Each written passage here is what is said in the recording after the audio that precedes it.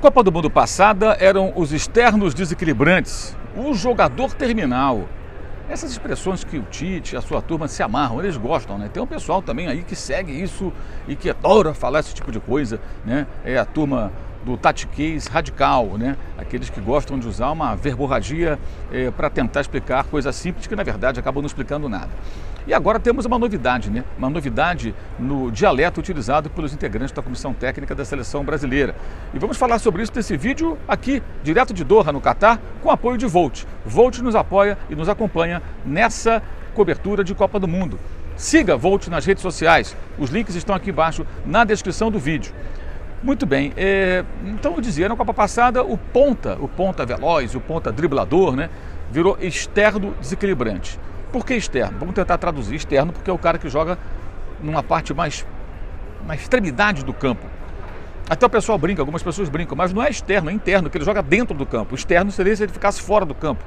Na prática, externo seria o quê? O jogador reserva, que fica no banco.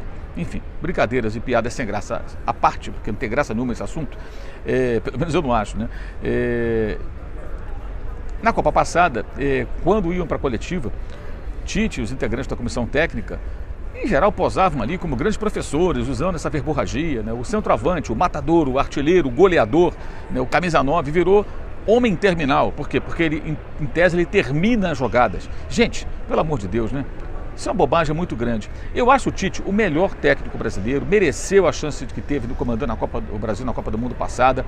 Eu acho que é justo que ele tenha a nova oportunidade, acho que ele faz um bom trabalho. O Brasil pode ser campeão do mundo. Não estou aqui a discutir as qualidades do profissional, pelo contrário. Mas depois de uma experiência no Mundial, em que, especialmente na coletiva da comissão técnica antes do jogo contra a Bélgica, quando o Brasil foi eliminado, e que tanto se falava, né? Não, porque o ponto, o externo desequilibrante, não sei o quê, o interno, o externo, o homem terminal.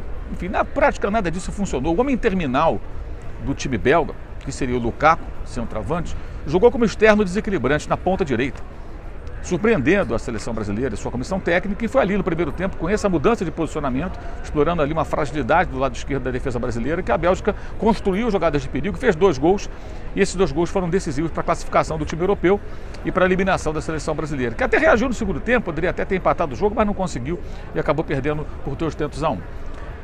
O Tite já disse que teve lições naquela Copa, que aprendeu, óbvio, o cara inteligente não vai deixar de tirar lições de uma derrota, de um fracasso em Copa do Mundo. Ele vai trazer conhecimento e tentar melhorar o seu desempenho na Copa seguinte. Isso é mais do que natural. No entanto, é estranho que eles não tenham superado essa bobagem. E eu falo isso numa boa, é uma bobagem ficar se agarrando a esse dialeto, a essas besteiras. Agora criaram mais uma, que é o REC 5. O UOL fez a matéria, você até vê aí, REC 5. O que seria REC 5? Seria a abreviatura de recuperação da bola em 5 segundos.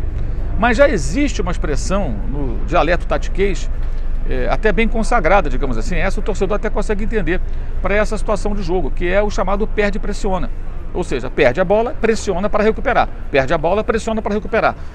O Jorge Jesus fazia isso no Flamengo, aqui no Brasil. Aqui não, aí no Brasil, eu estou no Catar. O Jorge Jesus fazia isso, né, nos jogos do Flamengo de 2019 para 2020. Perdia, pressionava para recuperar, no campo de ataque. Muitos times fazem isso. O time do Klopp, o time do Guardiola, várias equipes fazem isso. Então já existe uma expressão para isso. Aí o que fazem eles? Criam uma variação. Tem que recuperar em 5 segundos. Então o REC 5. E falam como se as pessoas entendessem. Gente, o técnico da seleção e aqueles que o acompanham, eles não estão falando para a imprensa especializada, ou dita especializada, ou supostamente especializada. Eles estão falando para o torcedor. Ele tem que se comunicar bem. Então, quando usam essas expressões que eu considero tolas, porque demonstram, ou tentam demonstrar, melhor dizendo, uma suposta erudição, que na prática você não vê erudição nenhuma, porque é a verborragia, são termos totalmente dispensáveis. Isso mostra assim, que nesse aspecto a seleção brasileira, a comissão técnica da seleção brasileira não evoluiu.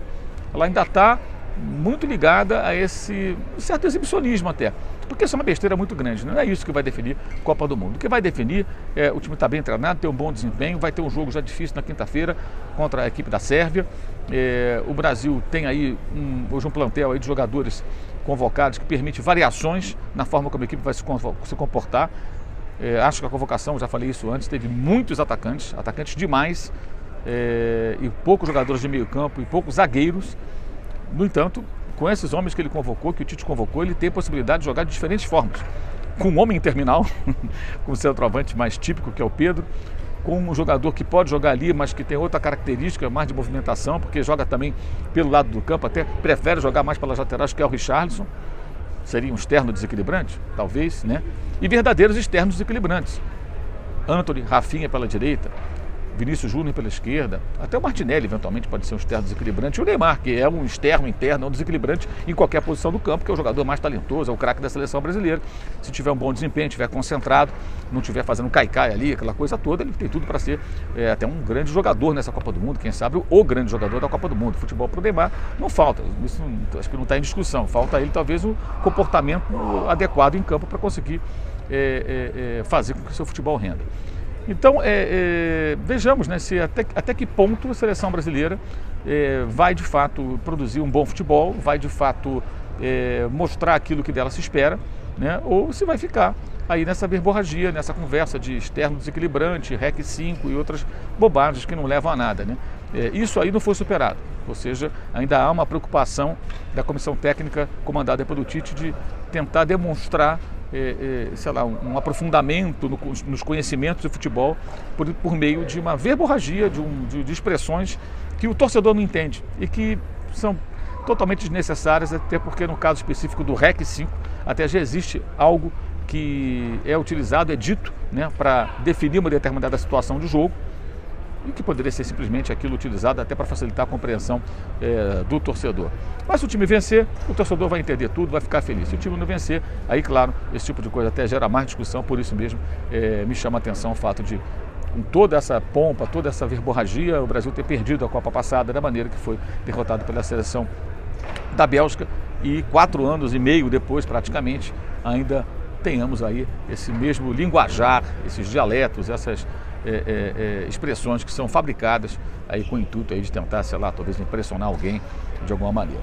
A mim, pelo menos, não impressiona não, me impressiona negativamente. Eu acho que isso não é realmente o mais importante. Eu acho que pessoas que ocupam posições de destaque, que mobilizam grandes atenções de muita gente, né, devem sempre procurar se comunicar bem. Seja um artista, seja um atleta, seja um técnico de futebol, seja um político, seja, obviamente, jornalista, nem se fala. Tem a obrigação de se comunicar bem para que as pessoas entendam aquilo que ele quer dizer, escrevendo, falando, enfim.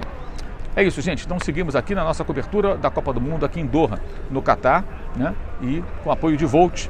Você acompanha aqui vídeos todos os dias aqui no canal, tá? Seguiremos em frente e não deixe de fazer parte do clube de membros, também de fazer ali a sua inscrição, né, no canal de cortes, com o melhor das nossas lives, e acompanhar o nosso trabalho aqui em Doha, no Catar. Os links estão aqui na descrição do vídeo, também no meu blog no All Esporte com textos todos os dias, direto aqui do país da Copa do Mundo de 2022. Valeu e saudações!